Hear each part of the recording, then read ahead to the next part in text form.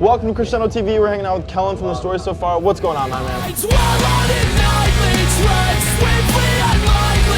I know you guys recently dropped a sophomore album, What You Don't See. How have the fans responded to that? It seems to have gone pretty well thus far. I think I don't think it was too hard for people who are already fans of our band to digest that album.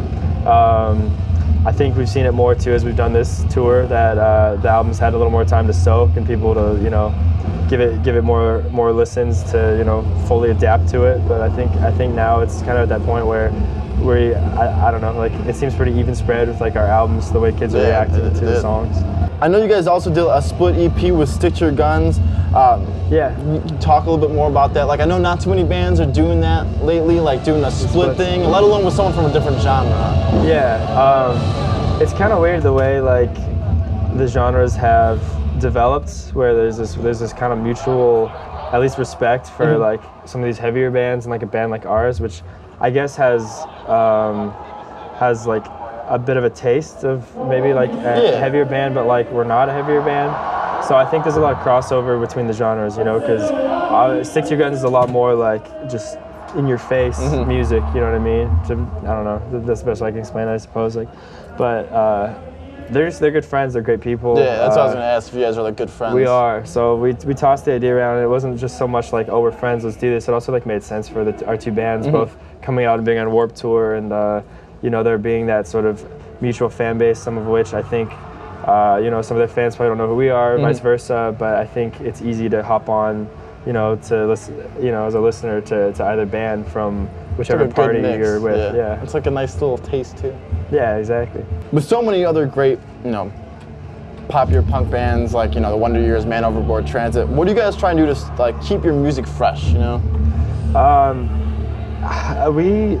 It's kind of strange for us because like we've always just written music, not to try to like, we didn't set out to be like, we want to just imbue ourselves like into this scene or like anything, or write this kind of music. It was just like we all listened to that music when we were younger, so it was like naturally I think that was the kind of music that our chemistry really built around making, and so it is one of those genres where it's kind of hard to keep it fresh. So we like in the studio we'll write something like a skeleton or something very basic, and then we say, all right, we have to diversify ourselves, and we have to either do something we haven't done or something we haven't heard like sort of in the music before, to keep it keep more elements involved and make it more interesting and I think it's cool the way you explain that, because it's like you guys aren't forcing it. You're not like we have to be different. It's like you write, like you said, like the skeleton, what comes from heart, and then you kind of take it from there.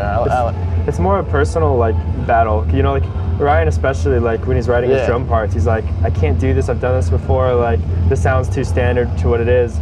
So like you listen to a song like Things I Can't Change, and it's like the bridge is like almost a samba beat. You know what I mean? It's like a Latin beat, but it fits like perfect. It does. And it fits very well. It's just like, he sat and like crunched to do that until we found something that worked and like was tasteful.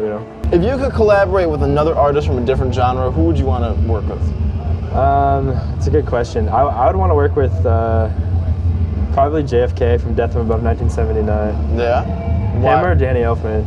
Why is that?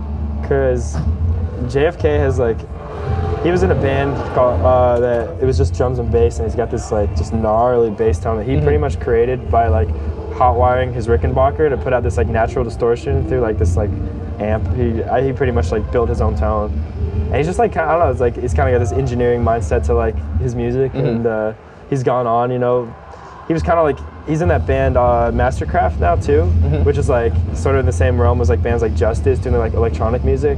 So you can kind of see where like he was on the front end of like that innovation, where like that's sort of a popular thing now, but like he hopped on it like right at the right time. You can kind of tell he has like a mindset where he knows kind of where things are moving. Well, to close off, do you have anything else to say to your fans? Thank you. That's it. I mean, that's about as simple as I could phrase it. Thanks for everything you guys do. Thanks for watching Crescendo TV. We're hanging out with Kellen from The Story So Far.